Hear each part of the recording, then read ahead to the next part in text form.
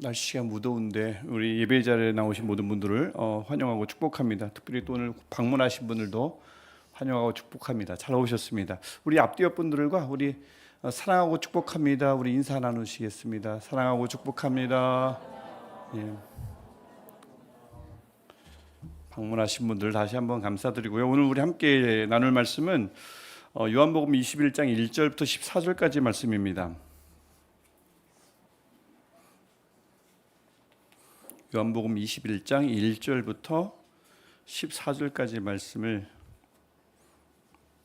우리 한 절씩 번갈아 교독하고 마지막 절 14절은 함께 읽도록 하겠습니다. 제가 먼저 읽겠습니다. 그 후에 예수께서 디베랴 호수에서 또 제자들에게 자기를 나타내셨으니 나타내신 일은 이러하니라. 시몬 베드로와 디두모라 하는 도마와 갈릴리 가는 사람 나다나엘과 세베대의 아들들과 또 다른 제자 둘이 함께 있더니 시몬 베드로가 나는 물고기 잡으러 가노라 하니 그들이 우리도 함께 가겠다 하고 나가서 배에 올랐으나 그날 밤에 아무것도 잡지 못하였더니 날이 새어갈 때에 예수께서 바닷가에 서셨으나 제자들이 예수이신 줄 알지 못하는지라. 예수께서 이르시되 얘들아 너희에게 고기가 있느냐 대답하되 없나이다. 이르시되 그물을 배의 오른편에 던지라. 그리하면 잡으리라 하시니 이에 던졌더니 물고기가 많아 그물을 들 수 없더라. 예수께서 사랑하시는 그 제자가 베드로에게 이르되 주님이시라 벗고 있다가 주님이라 하는 말을 듣고 겉옷을 두른 후에 바다로 뛰어내리더라.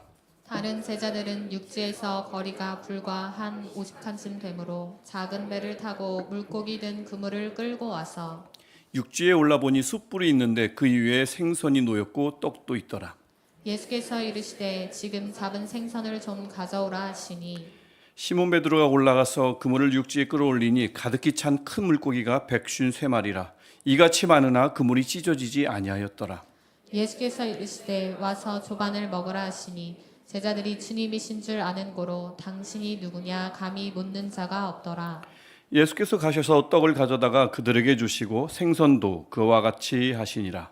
이것은 예수께서 죽은 자 가운데서 살아나신 후에 세 번째로 제자들에게 나타나신 것이라. 아멘. 무더운 한 주간 정말 애 많이 쓰셨고요. 특별히 그제 어제 지금 어린이분지 여름 성경학교가 오늘까지 진행이 되는데 금요일부터 시작된 여름 성경학교잖아요. 근데 금요일 그제 어제 35도 이상 36도까지 올라서 선생님들도 아이들은 마냥 재밌었다는데 선생님들이 너무 힘드셨고 해서 다시 한번 우리 어린이부 사역을 위해서 애쓰신 분들 또 이 사역을 위해서 기도해 주신 분들 다시 한번 감사드리고요. 어제 우리 지금 예배드리는 공간을 누가 어제 늘 이제 많은 분들이 돌아가면서 청소해 주시는데 어제는 103구역에 80이 넘는 권사님 70대 후반 권사님들이 4분이 오셔가지고 우리 예배실 저쪽 슈볼 다 청소해 주셨어요. 어제도 36도 넘었는데 그래서 늘 그렇듯이 또 그렇게 보이지 않는 곳에서 토요일 날 오시니까 아무도 모르셨죠. 그분들의 수고로 또 이렇게 좀 말끔한 데서 예배 드릴 수 있게 된 것이 참으로 감사합니다. 내일 모레 화요일까지 계속 폭염은 계속된다고 하니까 제가 뭐 기상 예보하는 건 아닌데 지금 우리 교회 안에도 그 온열 증상, 그러니까 더위 먹었다고 하죠. 그런 분이 계셔요. 그래서 화요일까지 35도 이상 되니까 꼭 유의하시고요. 마시는 거 많은데 하필 더위 드시지 마시고 마시는 것만 드시기 바랍니다. 오늘 본문은 굉장히 유명한 본문이죠. 제자들이 예수님이 죽으시고 부활하셨는데 제자들이 이제 물고기를 잡으러 가는 그 장면이 담겨 있고 디베랴 호수, 그들이 물고기 잡는 그 호수가 주 무대입니다. 보통 디베랴 호수 또는 갈릴리 바다 같은 말입니다. 거기가 주 무대죠. 제자들이 6명, 7명이 나옵니다. 베드로, 도마, 나다나엘, 또 세베대의 아들 야고보와 요한, 또 다른 제자 2명 해서 총 7명, 12명 중에 7명이 등장하죠. 이들이 지금 예수님을 벌써 2번이나 부활하신 예수님을 2번이나 만난 상태라는 것은 굉장히 중요합니다. 14절 보시면 이것은 그러니까 이번에 만난 것이 3번째인 거예요. 부활하신 예수님을 3번째로 만난 거니까 이 전까지 벌써 제자들은 2번을 예수님을 만났습니다. 부활하신 주님을 만났는데 뭐 하러 갔다고요? 물고기 잡으러 갔다고요. 그래서 3절을 보시면 베드로가 먼저 나는 물고기 잡으러 가노라 했더니 다른 제자들도 우리도 함께 가겠다라고 하고 동참을 합니다. 베드로와 이 제자들 7명은 분명히 이제 물고기를 잡는 사람들이 아니라 사람을 낚는 어부로 부르심 받았잖아요. 하지만 물고기를 잡으러 가요. 물고기는 절대 안 되거든요. 부르심 받았으니까 안 되는데 그곳으로 간 겁니다. 여기에 대한 많은 논의가 있어요. 21장은 굉장히 많은 복잡한 본문 중에 하나인데 특별히 많은 논의가 있는데 이 제자들이 나 이제 제자 안 할래 라고 했던 것이냐, 이런 추측도 있지만 그럴 수가 없습니다. 부활하신 예수님을 2번 봤고요. 베드로야말로 예수님을 만나고 이 회개를 하잖아요. 닭 울음소리 3번을 듣고 회개를 하고, 또 이제 이후에 본문에 보면 다시 예수님을 만나긴 하는데 이들이 제자 신분을 버렸을 리가 없어요. 다만 이제 뭐냐면 이들이 헷갈리는 겁니다. 혼돈스러운 겁니다. 뭐냐면 이전에는 예수님과 3년간 함께 동고동락했잖아요. 따라다니기만 하면 돼요. 그러니까 사람을 낚으며 살아갈 자신이 있었어요. 예수님만 따라가면 되니까 바로 옆에 계시고 먹여주시고 말씀해주시고 같이 잠자고, 어느 때보다 예수님이 함께 하시니까 그 일은 완전히 누워서 떡 먹기입니다. 따라다니기만 하면 돼요. 우리가 늘 부러워하는 거잖아요. 여기 계신 분들도 예수님의 얼굴을 뭐 나중에 보게 되겠지만 어떻게 생겼을까 정말 궁금하잖아. 2000년 전으로만 돌아가면 예수님을 직접 볼 수 있고 그 음성, 육성으로 들을 수 있고 그분이 행하시는 기적을 2눈으로 볼 수만 있다면 얼마나 좋겠어요. 1세기의 초대교회 교인들이 참 부러워했던 것 중에 하나입니다. 내가 20-30년만 먼저 태어났으면, 일찍 태어났으면 예수님을 만났을 텐데 우리 너무나 기니까 그냥 부러워하기만 하는데, 그만큼 예수님과 함께 3년을 동고동락할 때 그들이 얼마나 좋았겠습니까? 참 많은 경험을 직접 눈으로 보고 듣고 했지 않습니까? 그런데 예수님이 이제는 안 계셔요. 부활하신 것은 알겠어요. 그런데 이전처럼 옆에 계시질 않아요. 부활하시고 나서 2번이나 봤는데 이제는 예수님이 나타났다가 갑자기 사라지고 나타났다가 갑자기 사라진단 말이죠. 2번이나. 그러니까 함께 주님이 나와 함께 계신 것도 같은데 때로는 주님이 없는 것도 같고, 이게 이제 요즘 그리스도인들이 종종 경험하는 것과 굉장히 비슷하다고 볼 수 있죠. 옛날에 그 2000년 전에 그들이 경험했던 것을 우리는 절대 경험할 수 없어요. 육으로 오신 예수님을 우리가 어떻게 볼 수 있겠어요? 하지만 이 당시 이 디베랴 호수에서 제자들이 경험하고 있는 것은 지금 우리가 경험하는 것과 굉장히 유사합니다. 함께 계신 것 같아요. 말씀하시는 것 같지만 때로는 침묵합니다. 계시지 않는 것 같아요. 지금 제자들이 그런 거죠. 그러니까 제자들이 그 전에 예수님과 함께 할 때는 자신이 있었어요. 무엇을 해야 할지 알았습니다. 근데 지금은 모르겠어요. 제자로서 어떻게 살아야 할지 구체적인 말씀을 안 하세요. 갑자기 사라지고 갑자기 나타나고. 그러니까 제자들이 지금 겪어보지 못한 딜레마에 빠진 겁니다. 예수님 부활하신 것 알아요. 함께 하신 것 알아요. 그런데 함께 안 하세요. 말씀하시는 분 아는 걸 알아요. 하지만 내게 아무 말씀도 안 하세요. 자, 제자들이 그런데 지금 그런 상황인데 마냥 놀고 먹을 수는 없잖아요. 이들도 살아가야 되잖아요. 가족이 있고 생계 문제를 해결해야죠. 여러분, 뭘 하고 살아야 되는가, 뭐 해 먹고 살아야 되는가 이 궁금할 때, 참 모를 때 가장 먼저 선택하는 기준 중에 하나는 내가 잘하는 일이죠. 내가 잘하는 일을 하고 싶어 하죠. 전직이 어부인 베드로, 요한, 야고보 7명 중에 3명이 전직 어부입니다. 그들은 평생 제자가 되기 전 물고기만 잡고 살았어요. 자, 뭘 해야 될지 모르겠어요. 잘하는 거 하는 거죠. 그래서 베드로가 대뜸 물고기 잡으러 간다고 했던 건 내가 잘하는 게 그것밖에 없으니까 그걸 하러 간 겁니다. 당연한 거예요. 그런데 가만히 보시면 이 여러 일 중에 내가 잘하는 일, 내가 하고 싶은 일을 골라 할 수 있는 게 이게 정말 감지덕지한 겁니다. 이런 기회가 흔치를 않아요. 대부분은 어떻게 살아요? 생소한 일을 시작합니다. 배워가면서 해요. 사회초년생들은 더더욱 그렇죠. 내가 하고 싶은 일을, 내가 잘하는 일을 하는 경우가 그렇게 흔치 않습니다. 그리스도인이라도 마찬가지잖아요. 그래서 그렇게 되면 생소한 일을 시작해야 되는데 그럴 때 보통 묻긴 하죠. 처음 시작하는 일이니까 이거 지금 주님이 원하시는 일인가? 묻긴 하는데 그걸 꾸준히 기다릴 여유는 없습니다. 그걸 따질 능력도 없고 구분할 능력도 없고 여유도 없다 보니까 특히 현재 형편이 이거저거 따질 때가 아니에요. 그러면 닥치는 대로 해야죠. 잘하는 일이든 싫은 일이든 못하는 일이든 해야 하니까 해야죠. 오늘 본문의 7명 중에 4명이 그런 상황입니다. 우린 물고기 잡아본 적도 없는데 3명이 전문가니까 우리도 해보자. 바로 그거죠. 이게 바로 오늘 본문에 제자 7이 처한 상황입니다. 제자인 거 알아요. 예수님 부활하신 거 압니다. 그분은 우리에게 말씀하시는 분, 우리와 동행하시는 분, 그들은 알아요. 그런데 어떻게 살아야 할지 모르겠어요. 뭘 하며 사는 것이 제자다운 삶인지 모르겠단 말이죠. 근데 뭐가 옳은지 모르겠지만 해야 하니까, 뭐든 해야 하니까 물고기 잡으러 간 겁니다. 문제는 뭡니까? 그 물고기 잡는 자리가 그들의 자리가 아니었다는 겁니다. 그 사실을 조차 제자들은 허탕칠 때까지 몰랐어요. 물고기 잡는 것이 당연하다. 이 자리가 그들의 자리라고 여겼습니다.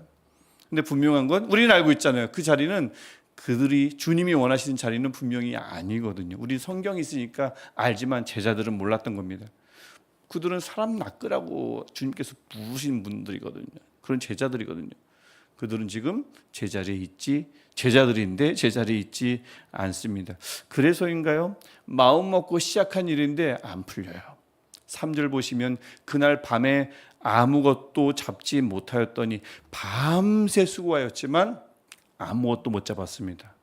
제자가 되기 전까지 평생 해왔던 일인데 이것마저 안 되면 안 되는데 이것밖에 할 수 있는 일이 없어서 이거 붙들었는데 이게 안 돼요. 밤새 있었는데도 안 됩니다. 노력 안 한 게 아닙니다. 잠 안 자고 했습니다. 하지만 안 됩니다. 여러분 그리스도인들이 보통 뭔가 일을 시작했는데 이상하게 일이 안 풀려요. 보통 어떤 생각을 하게 되죠? 아, 이거 하나님의 뜻이 아닌가 보다 할 때가 많죠. 저는 그거 틀린 생각이 아니라고 생각합니다. 맞아요. 하나님의 뜻이 아닐 때 하나님은 그 문을 막으실 때가 굉장히 많습니다. 막으셔요. 문을 열지 못하게 합니다. 오늘 본문도 보십시오. 바로 그거예요. 어획 전문가인 3명이 제자들 중 안에 있습니다. 특별히 그들이 물고기 잡던 디베랴 호수는 물고기가 아주 많은 호수예요. 그냥 던지면 나오는 곳입니다. 종도 굉장히 풍성하고 그런 곳입니다. 그런데 그들이 전문가 3명 합쳐서 7명이 밤새 잡았는데 한 마리도 못 잡았다고요? 이거 우연이라 볼 수 없습니다. 하나님의 뜻이 아니었고 분명히 누군가 막은 거예요. 보통은 부활하신 주님 없이 혼자 노력하면 삶이 이루어지지 않는다. 그런데 주님을 만나면 삶이 이루어진다. 이렇게든지 알게 되지만 그렇지는 않습니다. 이렇게 얘기하는 분들도 제법 있는데 그렇지 않다는 거죠.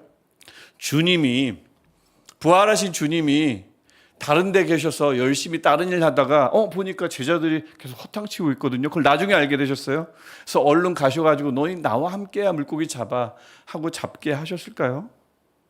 그건 아니라고 보는 거죠. 주님은 분명히 밤새 그들과 함께 하셨습니다. 한 마리도 못 잡은 건 우연이 아니라 밤새 그들과 함께 하신 주님이 못 잡게 하신 거예요. 안 그러면 한 마리도 못 잡을 수가 없는 상황이거든요. 왜 못 잡게 하십니까? 주님이 원하시는 것이 아니었거든요. 그런데 또 놀랍게도 날이 밝자 주님이 말씀하셔요. 6절에서 그물을 배 오른편에 던지라 그러면 많이 잡으리라. 우리가 잘 아는 것처럼 벼랑간 그물을 들 수 없을 정도로 많은 물고기를 잡습니다. 153마리나 되는 한 그물로 잡을 수 있는 최대 수라고 하는 153마리를 잡았습니다.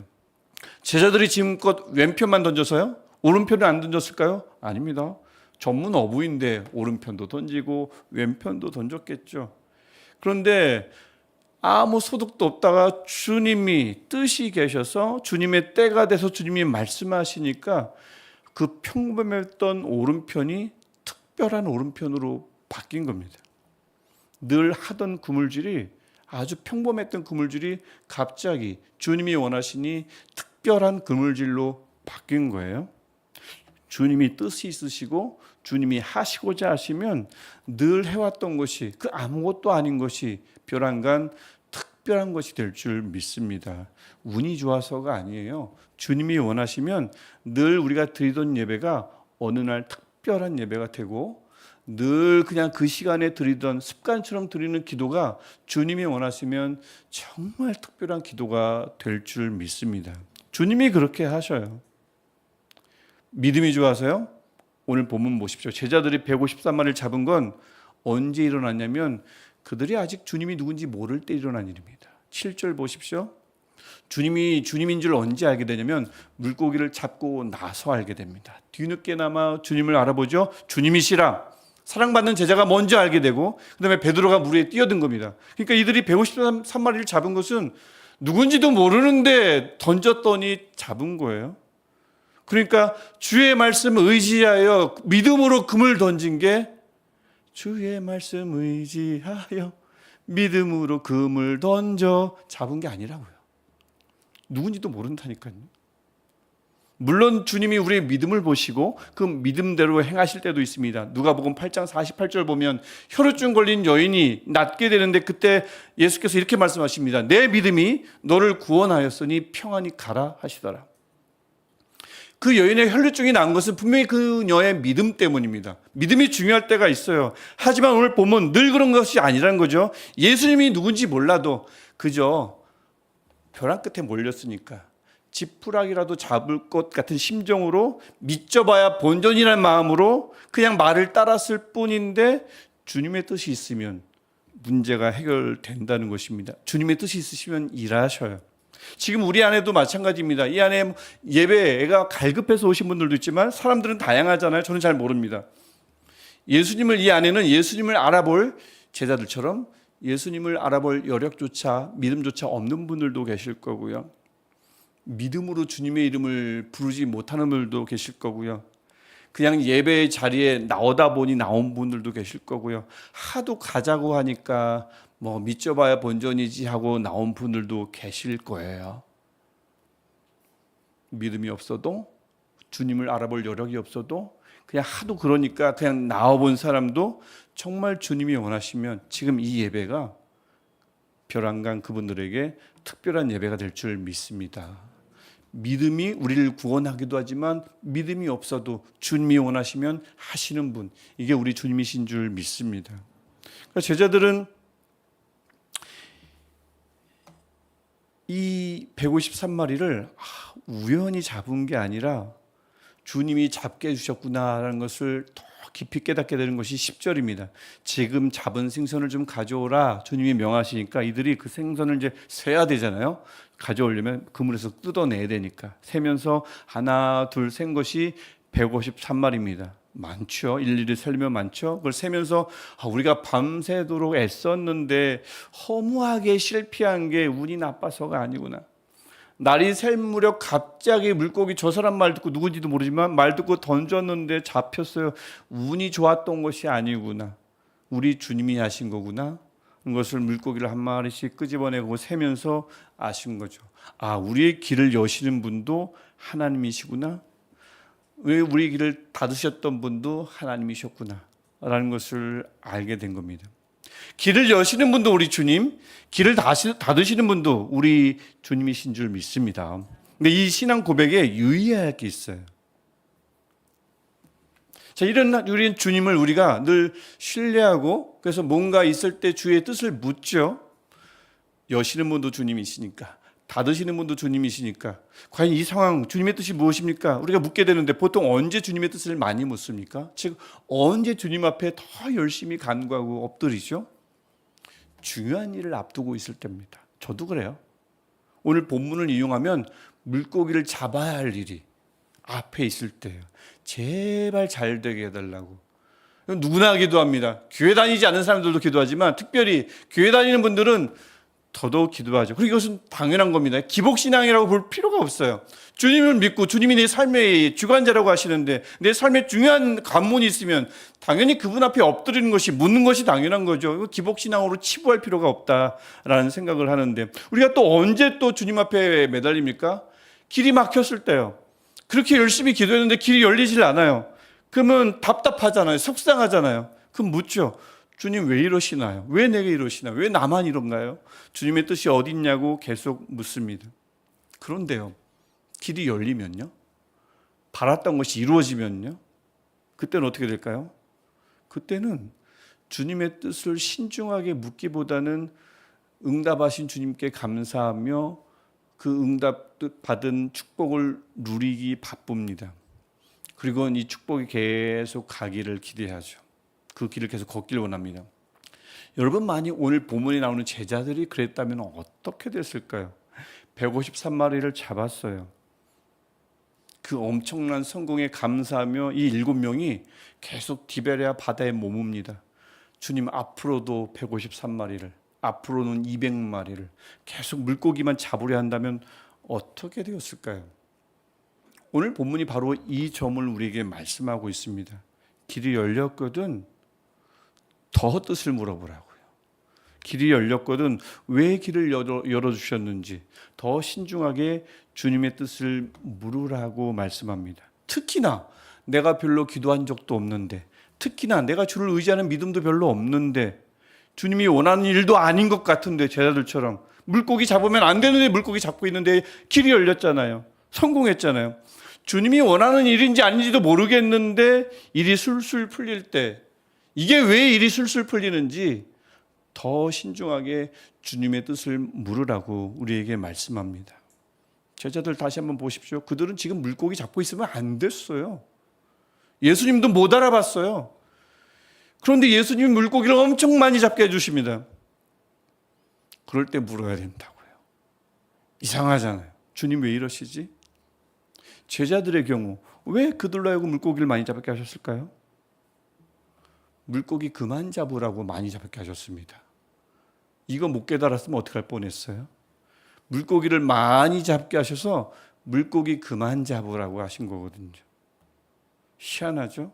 거기까지만 하라고, 다시 사람 낚는 어부가 되라고 물고기 많이 잡게 하신 겁니다. 이걸 모르고 제자들이 물고기 많이 잡게 해주셔서 감사합니다. 더 열심히 일하겠습니다. 밤새 더 열심히 일하겠습니다. 더 많은 물고기 잡게 해주십시오. 떵떵거리는 어부로 만들어 주십시오. 갈릴리 부호가 되게 해주십시오. 만약 그렇게 기도했다면 12명 중에 7명의 제자는 사라진 겁니다. 물론 주님이 그렇게 놔두실 리는 없지만 상상하면 그렇다는 얘기죠. 만약 그들이 그런 기도를 했다면 그들은 완전히 잘못 짚은 거예요. 왜 내게 이것을 허락해 주셨는지를 전혀 이해하지 못한 겁니다. 정말 주님이 원하셨던 것은 다른 데 있거든요. 그만하라고, 거기까지라고. 그리고 12절, 내가 주는 것 먹으라고 하는 겁니다. 그래서 미리 준비하신 떡과 생선, 미리 준비하셨어요. 미리 준비하신 떡과 생선으로 와서 조반을 먹어라 라고 하시면서 그들을 먹이십니다. 아주 상징적인 사건이에요. 의미심장한 사건입니다. 자기 자리를 떠난 제자들, 그러다 보니 어때요? 지치고 고단한 제자들, 나중에서야 주님을 알아보는 두나리 둔한 제자들, 이 제자들을 회복시키시고 다시 제자리로 갖다 놓으시라고 하는 회복의 식탁이며 새로운 부르심의 식탁, 그 자리가 바로 그 자리였거든요. 너희를 먹이는 사람은 나야 라고 하시는 거예요. 너희가 잡으려는 물고기로, 너희가 잡은 153마리로 먹고 사는 것이 아니라고 말씀하시는 겁니다. 그리스도인은 그리스도께서 주신 것으로 먹고 사는 자다 라고 말씀하시는 거죠. 그러면서 그 그리스도인들을, 제자들을 제 자리로 갖다 놓으신 사건이 오늘 본문의 사건입니다. 그 이후로 제자들은 다시는 물고기 잡으러 가지 않습니다. 왜 물고기를 많이 잡게 하셨는가 알게 됐거든요. 제자리 이후부터는 사람 낚는 자리, 그 자리에만 있게 됩니다. 지금 여러분의 자리는 어디입니까? 지금 여러분이 하시는 일은 하나님이 원하시는 일일까요? 지금은 모를 수 있어요. 그냥 해야 하니까, 뭐든 해야 하니까, 하지 않으면 안 되니까 해야 할 때가 많지 않습니까? 제가 서두에 말씀드렸듯이 하지 않으면 안 될 때, 뭐든 해야 할 땐 이거저거 따질 여유가 없는데 어디 있어요? 이런저런 일을 준비하고 노력하고 해야죠. 근데 그러다 보면 때론 제자들의 경우처럼 열심히 준비하고 수고했는데 안 될 때가 있습니다. 근데 때론 또 포기할까 싶은데 갑자기 길이 열릴 때도 있어요. 사람들은 그럴 때 운이 좋았다, 운이 나빴다 이렇게 치부하지만 오늘 말씀은 우리에게 선포합니다. 그러지 말라고 말입니다. 세상은 그럴지 몰라도 주의 사람들은, 그리스도인들은 그러지 말라고 말씀합니다. 그럴 때 주님의 뜻을 간절히 물으라고 말씀합니다. 주님은 때로 우리를 완전한 실패를 통해서 우리를 멈추시기도 해요. 하지만 때로는 오늘 본문처럼 완벽한 성공으로 우리를 멈추게도 하십니다. 거기까지, 이 성공을 준 건 더 가라는 것이 아닙니다. 멈추라고 한 성공이에요. 그런 뜻이 있을 때는 주님이 원하시는 일이 아닌데도 일이 잘 풀려요. 일이 기가 막히게 잘 되기도 하십니다. 멈추게 하실 건데도 그렇게 하신단 말입니다. 그러니까 정말 중요한 게 뭐이겠습니까? 실패했어요. 거기에 눌리거나 성공했습니다. 거기에 도취하지 말라는 겁니다. 열리든 닫히든 성공하든 실패하든 거기에 반드시 있을 주님의 뜻을 구하는 것이 가장 우리가 먼저 해야 할 급선무라는 것을 우리에게 말씀하고 있습니다. 헤쳐나갈 관문이 놓였습니다. 그건 누구나 기도하는 것. 물론 우리도 기도해야 합니다. 길이 막혀서 암담해요. 기도해야죠. 뜻을 구해야죠. 하지만 특히 길이 열렸을 때, 응답되었을 때, 성공했을 때 더더욱 주님의 뜻을 묻는 저와 여러분 되시기를 축복합니다. 모든 게 순조로울 때 더 열심히 물어야 합니다. 실패했을 때보다 성공했을 때 더 주님 앞에 엎드려야 합니다. 오늘 본문은 우리에게 그것을 말씀하고 있습니다. 그렇게 주님의 뜻을 묻는 기도의 자리, 주님이 주신 양식을 먹는 예배의 자리로 나와서 주님을 붙들라고 우리에게 말씀하고 있습니다. 그럴 때 주님은 제자들에게 하셨던 것처럼 제 자리로 돌려놓으시고 주님의 뜻을 알려주실 줄 믿습니다. 반드시 우리를 제 자리로 가져다 놓으실 줄 믿습니다. 이게 내 자리가 아니었구나. 아니면 반대로 내가 정말 잘 선택한 거구나. 내 자리가 옳은지 그른지를 분명히 깨닫게 해주실 줄 믿습니다. 그리고는 먹이실 거예요. 그 자리에서 제대로 살아갈 수 있는 힘과 능력을 반드시 주실 것입니다.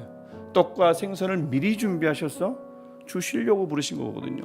분명히 그것을 우리에게 공급해 주실 줄 믿습니다. 그래서 여러분, 우리 뭔가 큰 어려움이 있고 딛고 일어서야 할 큰 관문이 있으면 기도해야 합니다. 그리고 정말 바랐던 것이 있는데 제대로 이루어지지 않을 때 주님의 뜻을 구하십시오. 하지만 무엇보다 이루어졌습니까? 신납니까? 기쁩니까? 물어야 합니다. 왜 일들이 잘 풀리는지, 왜 성공했는지 물을 때 주님이 그 뜻을 알려주시고 주님이 우리의 제자리로 반드시 가져다주는 은혜가 우리 모두에게 있을 줄 믿습니다. 우리 같이 이 주님을 믿으며 주님, 우리 자리를 돌아보게 하시고 내게서 일어난 일이 하나님의 뜻이 무엇인지 우리를 하여금 깨닫게 하시고 이것을 깨닫게 하기 위해서 그냥 알려주시겠지 하는 것이 아니라 그 뜻을 찾고 또 찾는 우리가 되게 하옵소서. 기도의 자리에 나오게 하시고 예배의 자리에 나오게 하셔서 주의 뜻을 발견하고 주님만이 주시는 힘과 평강과 능력을 경험하게 해달라고 우리 같이 할렐루야로 우리 함께 기도하겠습니다. 할렐루야. 우리 예배를 받으신 그 하나님을 찬양하며